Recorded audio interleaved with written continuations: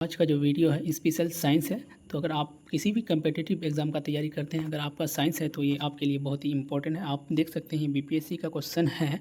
अगर आप बिहार एसएससी का तैयारी करते हैं, बिहार डीएलएड का करते हैं, या बीपीएससी का तैयारी करते हैं टीआरई 4 या सीजीएल 4 मतलब बिहार सीजीएल 4 का तैयारी करते हैं, या फिर एलटी ग्रेड टीचर मतलब उत्तर प्रदेश का तैयारी करते हैं, तो आपके लिए बहुत ही इंपॉर्टेंट सीरीज़ है।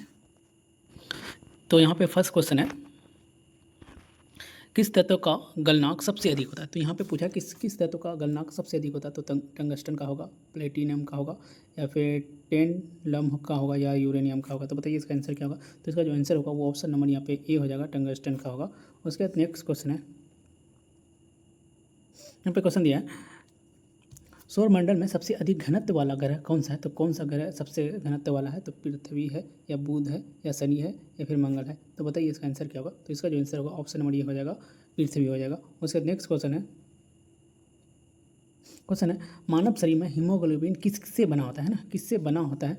तो देखिए यहाँ पे लोहा और प्रोटीन से, कैल्शियम एंड प्रोटीन से, जस्टा एंड प्रोटीन से, मैग्नीशियम एंड प्रोटीन से। तो यहाँ पे पूछा मानव शरीर में हीमोग्लोबिन किससे बना होता है। तो यहाँ पे ऑप्शन नंबर ये हो जाएगा इसका लोहा लोहा लोहा and protein, iron and protein से याद रखना।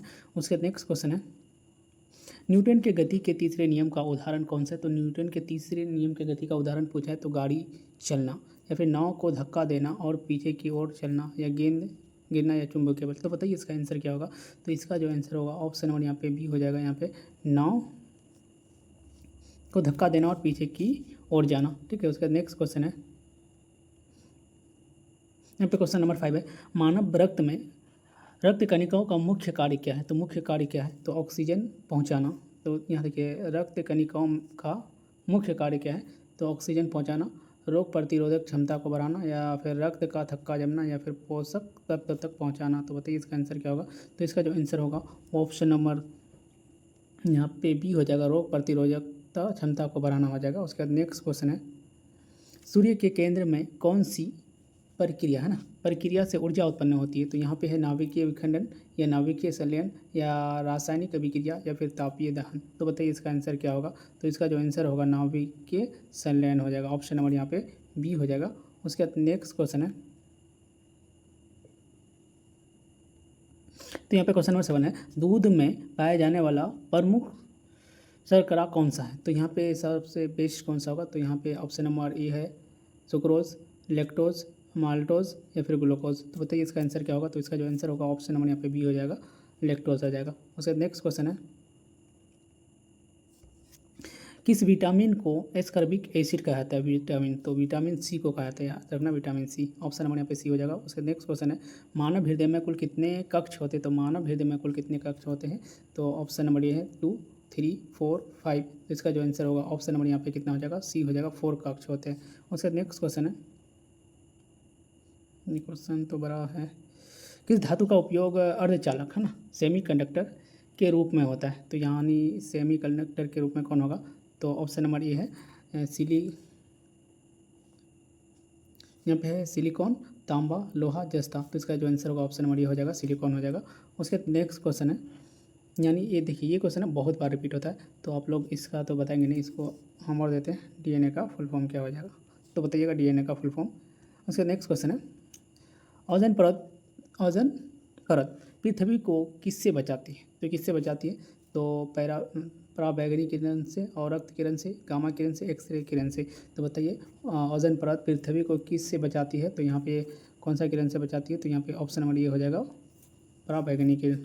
उसके नेक्स्ट क्वेश्चन है, सौरमंडल का सबसे ठंडा ग्रह कौन सा है। तो सौरमंडल का सबसे ठंडा ग्रह तो जो मतलब सूर्य से जो दूर रहता है वही होगा। तो सबसे दूर कौन है, नेपच्यून है, और दूसरा यूरेनस है। शनि तो होगा नहीं, और वरुण भी नहीं होगा। तो बताइए इसका आंसर क्या होगा। तो इसका जो आंसर होगा ऑप्शन नंबर यहाँ पे क्या होगा, ये हो जाएगा नेपच्यून सबसे दूर में कौन है, नेपच्यून है। और सबसे जो बगल में रहता है वो मतलब गर्म होता है, मरकरी सबसे ज़्यादा गर्म होता है। उसका नेक्स्ट क्वेश्चन है, रेडियोधर्मी तत्व और यूरेनियम का प्रतीक होता है। तो प्रतीक क्या होगा। तो प्रतीक यू हो जाएगा, ऑप्शन नंबर ये हो जाएगा। उसका नेक्स्ट क्वेश्चन है, ब्रह्मंडल में सबसे हल्का तत्व कौन सा है। तो हीलियम है, हाइड्रोजन है, लिथियम मतलब ऑक्सीजन है। तो इसका जो आंसर होगा ऑप्शन नंबर बी हो जाएगा, हाइड्रोजन हो जाएगा। उसके नेक्स्ट क्वेश्चन है, मानव शरीर में सबसे बड़ी ग्रंथि कौन सी है। तो अग्नाशय है, यकृत है, या फिर लाल ग्रंथि है, लाल ग्रंथि, या थायराइड। तो इसका आंसर होगा ऑप्शन नंबर बी हो जाएगा, यकृत हो जाएगा। नेक्स्ट क्वेश्चन है, कौन सी धातु कमरे के ताप पर तरल होती है? तरल मतलब कौन सा होगा? पारा है, सोडियम है, सीसा है या गैलियम है? तो इसका आंसर होगा ऑप्शन नंबर ए हो जाएगा।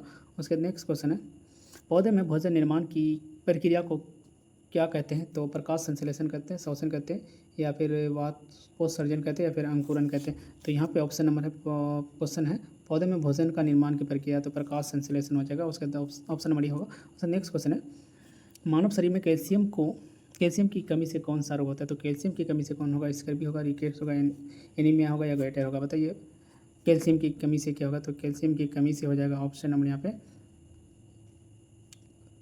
ये हो जाएगा। सॉरी ऑप्शन नंबर यहाँ पे बी हो जाएगा, रिकेट्स हो जाएगा कैल्शियम की कमी से। उसके बाद नेक्स्ट क्वेश्चन है, नाभिक किससे बना होता है ना? नाभिक किससे बना होता है? तो नाभिक किससे बना होता है? प्रोटॉन और न्यूट्रॉन से, या फिर इलेक्ट्रॉन एंड प्रोटॉन से, इलेक्ट्रॉन एंड न्यूट्रॉन से, केवल प्रोटॉन। तो नाभिक जो बना होता है, नाभिक में कौन होता है? तो प्रोटॉन और न्यूट्रॉन होता है। ऑप्शन नंबर ए हो जाएगा। उसके बाद नेक्स्ट क्वेश्चन है, रेडियो तरंगों की खोज किसने की थी? तो रेडियो तरंगों की खोज किसने की थी? तो यहाँ पे मार्कोनी, हर्ज, यहाँ पे मैक्सवेल या मार्कोनी या फेराडे। तो इसका तो ऑप्शन हर्ज दिया है। उसके बाद आप लोग एक बार इसको गूगल कर लीजिएगा, रेडियो तरंगों की खोज किसने की थी, ठीक है। उसके बाद नेक्स्ट क्वेश्चन है, हर्ज दिया है इसके वहाँ। उसके बाद किस गैस को ग्रीन गैस मतलब ग्रीन हाउस गैस कहा जाता है? तो ग्रीन हाउस किसको कहा जाएगा? तो carbon dioxide, nitrogen, oxygen, helium. तो यहाँ पे ग्रीन हाउस गैस जो होता है, यहाँ पे कार्बन डाइऑक्साइड होना चाहिए। और ऑप्शन नंबर ये यहाँ पे देखते हैं क्या दिया है, तो इसका भी कार्बन डाइऑक्साइड। तो इसका आंसर होगा, ग्रीन हाउस में कार्बन डाइऑक्साइड होता है, मीथेन होता है और बहुत सारे गैस होते हैं, ठीक है। आँख का रंग किस पर निर्भर करता है? तो आँख का रंग किस पर निर्भर करेगा? तो यहाँ पे आइरिस में पिगमेंट की मात्रा, या फिर लेंस का आकार, या रेटिना की मोटाई, या पुतली का आकार। तो यहाँ पे हो जाएगा आइरिस में पिगमेंट की मात्रा। तो ऑप्शन नंबर ए हो जाएगा। उसके बाद नेक्स्ट क्वेश्चन है, विद्युत धारा की एसआई इकाई क्या है? एसआई मात्रक। तो विद्युत धारा का एम्पियर हो जाएगा, ऑप्शन नंबर सी। उसके बाद नेक्स्ट क्वेश्चन है, कंप्यूटर की मेमोरी में रोम का पूरा नाम क्या था? तो रोम का फुल फॉर्म पूछा है, रीड ओनली मेमोरी, या फिर रैंडम ओनली मेमोरी, या फिर रीड ऑन मेमोरी, या फिर random one memory. Option number A भी नहीं होगा, मतलब सी एंड डी तो नहीं होगा, रैंडम ओनली मेमोरी या फिर रीड ओनली मेमोरी। तो बताइए इसका आंसर क्या होगा? तो इसका आंसर होगा ऑप्शन नंबर ए हो जाएगा, यहाँ पे ऑप्शन नंबर ए हो जाएगा, रीड ओनली मेमोरी। उसके बाद नेक्स्ट क्वेश्चन है, मनुष्य का सामान्य रक्तचाप कितना है? तो मनुष्य का सामान्य रक्तचाप कितना होगा? तो 80/120 हो जाएगा हीमोग्लोबिन। उसके बाद नेक्स्ट क्वेश्चन है, कौन सी शक्ति पृथ्वी पर वस्तु को गिराती है? तो यहाँ पे कौन सी? तो गुरुत्वाकर्षण बल हो जाएगा, ऑप्शन नंबर यहाँ पे मतलब बी हो जाएगा। उसका नेक्स्ट क्वेश्चन है, प्रकाश वर्ष किसकी इकाई है? तो प्रकाश वर्ष होता है दूरी की इकाई होती है। उसके नेक्स्ट क्वेश्चन है, किस यंत्र को भूकंप मतलब किस यंत्र से भूकंप मापा जाता है? तो यहाँ पे बैरोमीटर, या सिग्मोग्राफ, या हाइड्रोमीटर, या थर्मामीटर। तो बताइए थर्मामीटर तो होगा नहीं, तो इसका जो आंसर होगा सिग्मोग्राफ हो जाएगा, ऑप्शन नंबर यहाँ पे बी हो जाएगा। उसके नेक्स्ट क्वेश्चन यानी लास्ट क्वेश्चन है, किस वैज्ञानिक को आधुनिक भौतिक का जनक कहा जाता है? तो किसको कहा जाता है? आइंस्टीन को कहा जाता है, न्यूटन को, या गैलीलियो को, या फिर बोर को। तो इसका आंसर होगा ऑप्शन नंबर, किस वैज्ञानिक को आधुनिक का? तो आधुनिक को आइंस्टीन को कहा जाता है, ऑप्शन नंबर यहाँ पे हो जाएगा। तो गाइस अगर यहाँ तक वीडियो को देख लिया तो चैनल को सब्सक्राइब एंड वीडियो को शेयर जरूर करना। Thank you for watching my video.